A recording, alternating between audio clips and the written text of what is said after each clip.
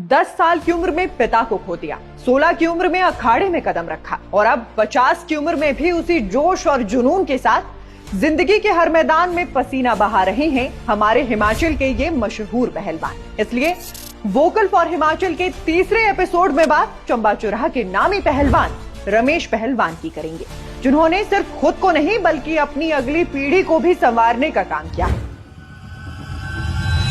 और अब उनके बच्चे पूरे हिमाचल का नाम चमका रहे हैं। कहानी शुरू से शुरू करें तो पिता के निधन के बाद घर की जिम्मेदारी छोटे से रमेश के सिर पर आ गई। मजदूरी ना मिले तो मेलों में चने बेचने लगे।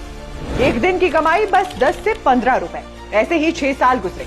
फिर सुना कि कुश्ती में जितनी जीत मिलती है उतनी कमाई है। बस 16 साल की उम्र में अखाड़े में कूद पड़े और सालों की मेहनत के बाद चंबा के नामी पहलवान बन गए। अब रमेश अपने 3 बच्चों की उपलब्धियों के लिए भी पहचाने जाते हैं। छोटा बेटा सुमित ठाकुर हिमाचल का नामी पहलवान बनकर उभरा है।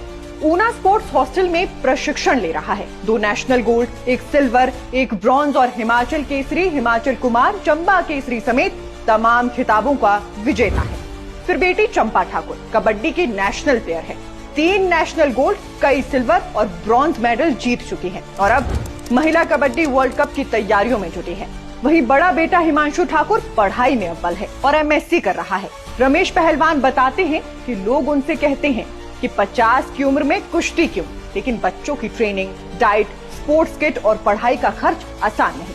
पिछले 12 साल से आईए एनर्जी चांजू में गेट कीपर की नौकरी करते हुए वो घर और समाज दोनों की जिम्मेदारी उठा रहे हैं। साल 2016-17 में उन्होंने चौराहा में श्री बजरंगबली अखाड़ा बनाया, जिसमें 12 से 15 बच्चे पहलवानी सीखते हैं। सोशल मीडिया पर उनके और उनके बच्चों के वीडियो वायरल होते हैं और उनकी मेहनत की चर्चा दूर दूर तक होती है। चंपा और सुमित स्पोर्ट्स कोटे से हिमाचल पुलिस में सिलेक्ट हुए, लेकिन पढ़ाई अधूरी छोड़कर नौकरी करने से मना कर दिया, क्योंकि उनके पिता रमेश पहलवान के लिए असली जीत मेडल नहीं बल्कि अगली पीढ़ी को उड़ान देना है।